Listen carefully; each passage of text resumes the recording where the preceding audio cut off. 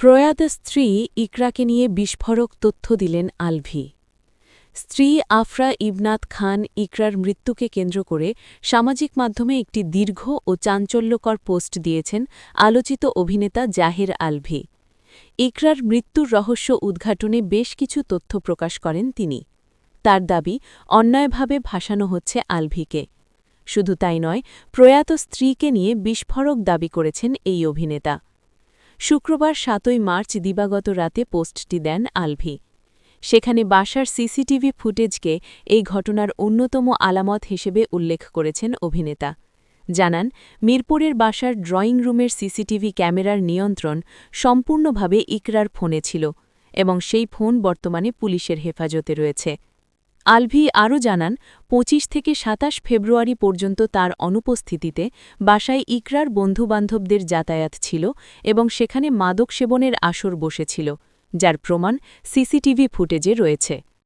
তার দাবি অনুযায়ী, দুর্ঘটনার আগের রাতে ইকরা তার সহকারীকে দিয়ে সিগারেট ও ঘুমের ওষুধও আনিয়েছিলেন এবং সেই সময়ের ইকরার আচরণ স্বাভাবিক ছিল না।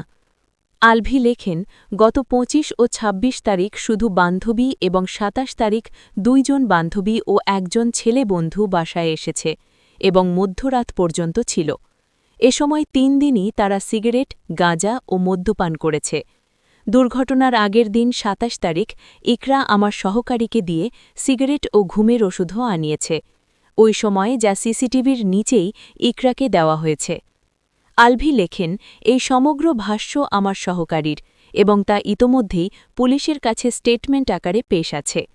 সাংবাদিক ভাই ও সাধারণ সবাইকে জানিয়ে রাখলাম বিষয়টি যেন সিসিটিভি ফুটেজ থেকে এই ৩ দিনের ফুটেজ কোনোভাবেই সরানো না হয়, আর সরানো হলেও যেন এর সুষ্ঠু জবাবদিহি বা তদন্ত করা হয়। আলভি আরও উল্লেখ করেন, এই ৩ দিন ও দুর্ঘটনার মুহূর্তের ইকরার কথাবার্তা কোনোভাবেই সাধারণ মানুষের মতো ছিল না।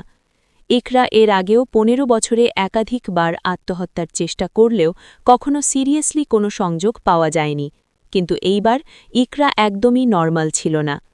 এছাড়াও আলভির দাবি, আগের রাতে মদ্যপান ও ড্রাগস সেবন করতে পারেন ইকরা, তাই পোস্টমর্টম রিপোর্টে কী আসবে তা যেন পরিবর্তন না হয় সেদিকেও একটু নজর রাখার জন্য অনুরোধ করেন অভিনেতা।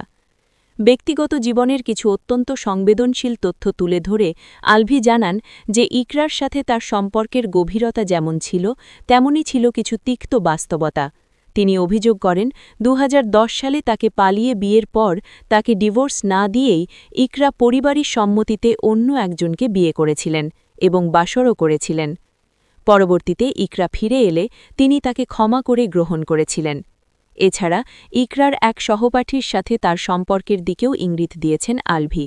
লেখেন, ভুল বুঝতে পেরে যখন ইকরা আমার কাছে ফিরে আসতে সিদ্ধান্ত নেয়, আমি তাকে মাফ করে বুকে পাথর রেখে মেনে নিই। একজন স্বামী হয়ে এই সিচুয়েশন বয়ে বেড়ানো খুব একটা সুখের নয় অবশ্যই।